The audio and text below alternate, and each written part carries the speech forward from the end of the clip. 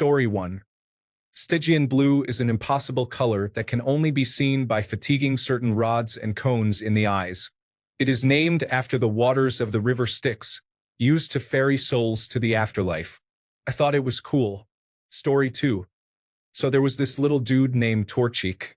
He trained hard and defeated bad guys for years and years and then turned into Combusken. Then Combusken trained even harder because he wanted to learn cool moves like Sky Uppercut and Blaze Kick. One day his training paid off and he became Blaziken. Then Blaziken got his Doctor of Philosophy degree, I guess. Story 3.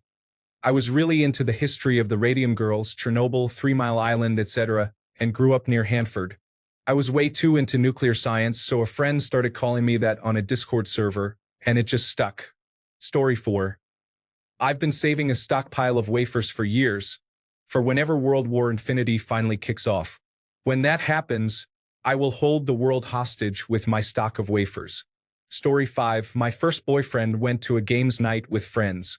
One of the people there was friends with my friends too and told me that all night one of the guys kept saying, "I hear you're going out with some person now. I hear your girlfriend is some person."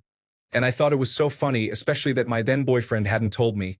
We all went to the local internet cafe every Friday to play games, and both my boyfriend and the friend who called me some person were there. So, I made my name on Steam some person, had a good laugh at them about it, and it's been my name everywhere ever since. Well, I usually have to add a little something because it turns out I'm not the only some person out there. Story 6. After surviving numerous challenges, from medical mistakes to childhood abuse, I decided that after a nuclear holocaust, it won't just be cockroaches and Cher that survive, but my stubborn self will be here hanging on too.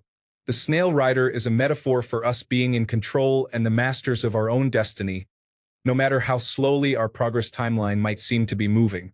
Story 7.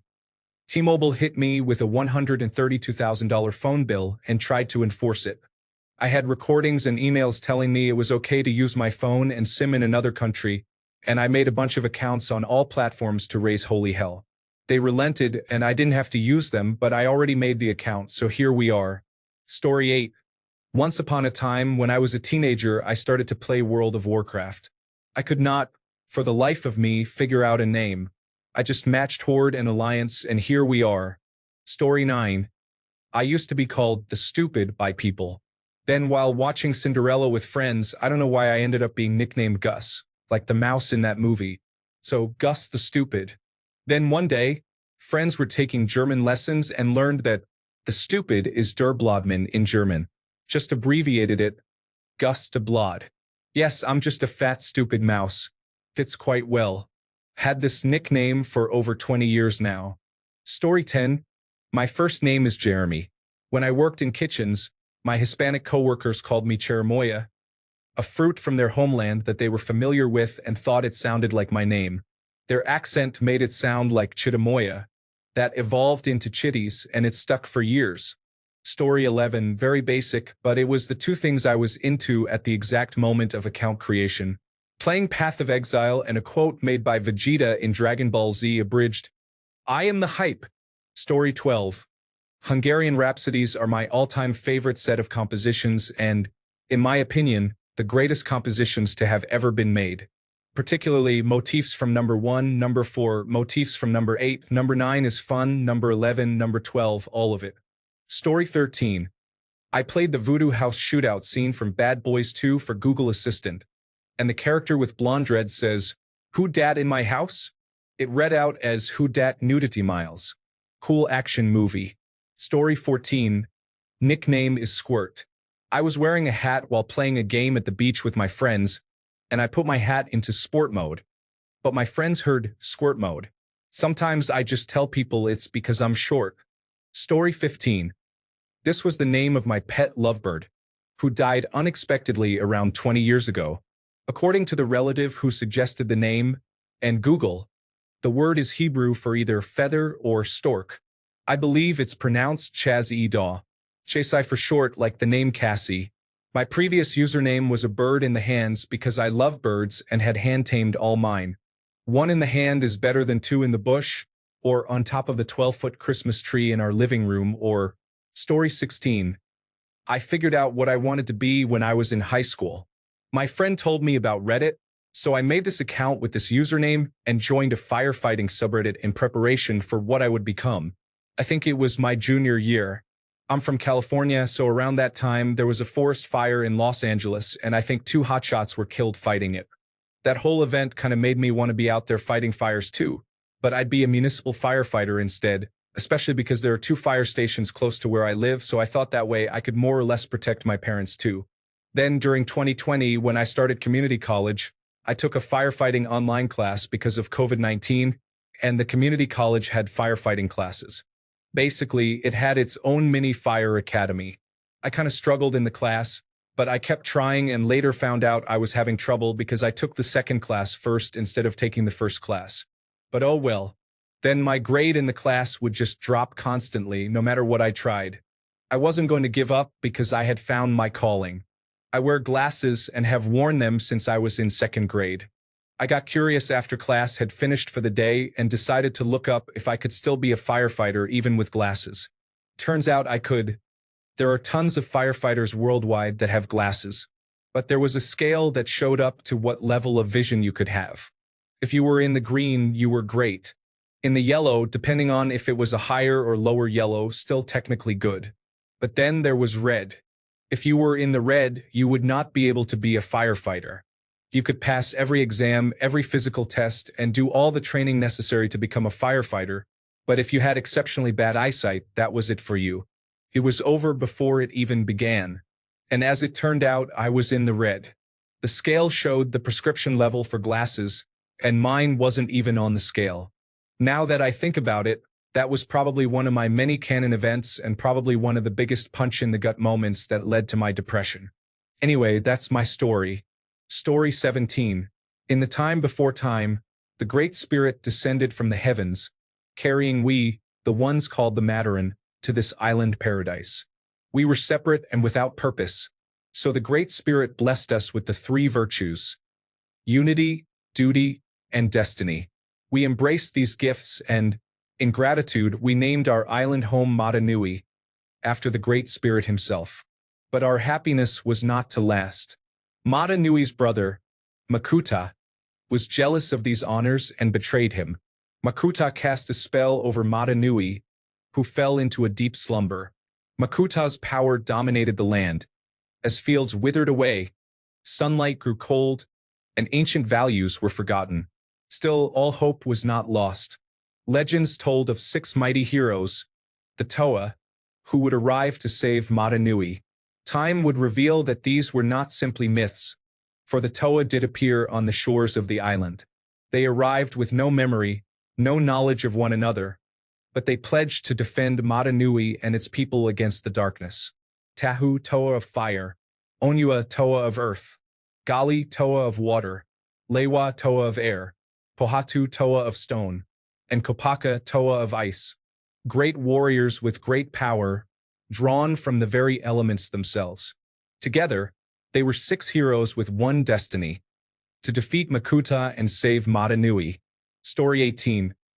I sent a photo to my mom of a drawing I did of a character getting down listening to some music, and she responded, "Cool. Guys grooving." I asked her about the Kurt message, and she replied hours later that my message woke her up, but she didn't want to not reply, so she messaged me and fell back asleep. Haha. Story 19. I came up with this name shortly after Diablo 2 released. It is quite literally no Diablo backwards. My buddy made a character named Albadiad, so I made this one. I have used it as my gaming and online moniker ever since. I am shocked at how unique it is, to be honest. I never have issues snagging it. Story 20. I was in high school. MC Hammer had just released 2 Legit to Quit, and Boys to Men were also in the charts. I parroted both by using Too Confused, Too Perplexed in our local area network games. I stopped using the second half after a while, and I've been too confused ever since. Story 21. Doozers are the little construction workers from Fraggle Rock that built the structures that the Fraggles would eat like candy. I picked up Doozer as a nickname a long time ago, and it stuck. Story 22. Going way back to the Unreal Tournament 2003 days, I originally wanted to use Quantum G because I thought it sounded very sci-fi and cool. That is, a combination of quantum mechanics and G-forces. When typing, I accidentally made a typo, typing quantium instead of quantum, as T and I are right next to each other. I've been using it for 20 years. Story 23, hey, human skin truck baby here. Yes, that human skin truck baby. I thought I'd use this opportunity to clarify how I got my name because people keep asking me about it like it's not super obvious.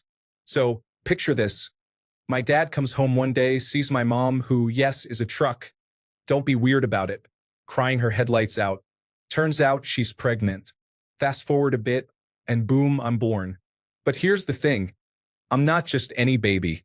I'm a truck, like mom, but I'm wrapped in human skin. Full-sized, mind you. The whole vibe is a lot to process. Apparently, as soon as I was born, out of mom's tailpipe, don't make it awkward, I started screaming in full sentences about how much pain I was in, like existential level pain. But Dad, he wasn't fazed. He just looked at me, told me he was proud, and gave me my name, Human Skin Truck Baby. Honestly, it feels a little on the nose, but I guess it works. Better than truck-skinned human baby. Am I right? Anyway, that's the origin story. Life's weird, but I'm making it work. And no, I'm not constantly in pain anymore. Therapy helps. Thanks for asking. Story 24. On my old account, I had to reset my password several times a week. I wasn't entirely sure what was going on. Finally, I made a whole new account and included the word reset as part of my name. Lost was and is one of my all-time favorite shows, and the number 108 is a theme in the show, so that's where that came from. Story 25. My mother called me it sometimes around 13 years ago, so I made a Minecraft account with the name. Now I'm sticking to it, and it annoys me because it's very common, and I have to use extra things because it's always taken. Story 26. Back in the early 1990s, a girl I really liked encouraged me to join internet relay chat to chat. While setting it up for me, she asked what I wanted for my username. I answered, why not just Dan? Story 27. Back when I played Battlefield in 1942, my username was Suck It Trebek, an homage to the classic Saturday Night Live skit. Eventually, I had to shorten it to get it to fit, and since I also enjoy James Bond films, I went with Trebek007. Story 28. I used to take a bus and train to work every day. Eventually, reading the newspaper and books got boring. I got an iPod at one point, but I got tired of listening to the same music over and over again. When I got a smartphone, it didn't solve my problems because I didn't get reception on the subway. At one point, I got a Nintendo DS. That was fun for a little bit. Eventually, a coworker saw it on my desk and mentioned that she also had one.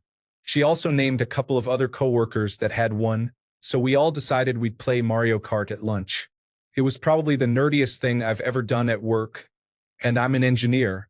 So then, I had to come up with a screen name to play multiplayer.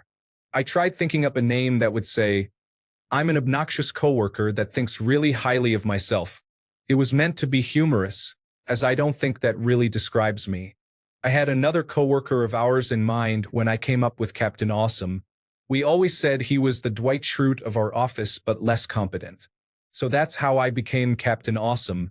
It had nothing to do with the show Chuck, which I've never seen. Story 29. It used to be Searchlight Soul, which was a reference to some lyrics in Soundgarden's Fell on Black Days. Over time, I shortened it to Searchlight. I had to add the S, because I locked myself out of my original Reddit account by mistake. My profile name, Sime, comes from the book 1984. Story 30. I was in need of a DJ producer name in my first year at university in 2006 when I joined the DJ Society. I was watching a lot of Doctor Who at the time and learning a lot of keyboard shortcuts in software like Ableton and Pro Tools as I was studying music and music production. So I pieced together Dr. Control. I ended up DJing regularly, and it helped pay my way through college. Story 31. I made it before I came out as transgender. Being an egg is like before you fully accepted your true self and aren't sure if you're really transgender. I've since come out and am much happier. Story 32. Back in the day, I had a World of Warcraft troll warrior called Lumia. We met this older guy playing the game from Helsinki, our capital, and he kept calling me the slur Lumpu. derived from the character's name. Lumpu means whore in Finnish. Stuck. Here we are. Story 33. The end of a tumultuous situation. Listening to a lot of Taylor Swift through it all. Made a Reddit account with no idea what I was doing or how it all worked. Story 34. I was writing a story about a private investigator and needed a name. My name is Thomas, so I wanted to keep that. Somehow, Tommy Rockbottom came to mind, and it was kind of funny, so I kept it. That was 25 years ago. The joke was that he'd say, "If you bump into me, you can say you've hit rock bottom." I never said it was a good joke. Story 35. In Leo the cartoon, there's a sign on the wall in the classroom near the cage that says, "Vocabulary words." I found that very interesting. Story 36. This was the name of my fake it till you make it badass alter ego I made up for myself in college. It worked too. I got a lot more confident after making her up. Story 37. A kid I grew up with, who used to deliver the newspaper, didn't give his name to the guy dropping off the stack of newspapers. So he wrote, "Did not give one" on the stack. We started calling him Dingo. Story 38. I used to spend a lot of time on a pro-anorexia forum. I switched to eating disorder subgroups to try to gradually shift my mindset towards pursuing recovery. My username is me mocking myself for thinking anyone cares about what size pants I wear.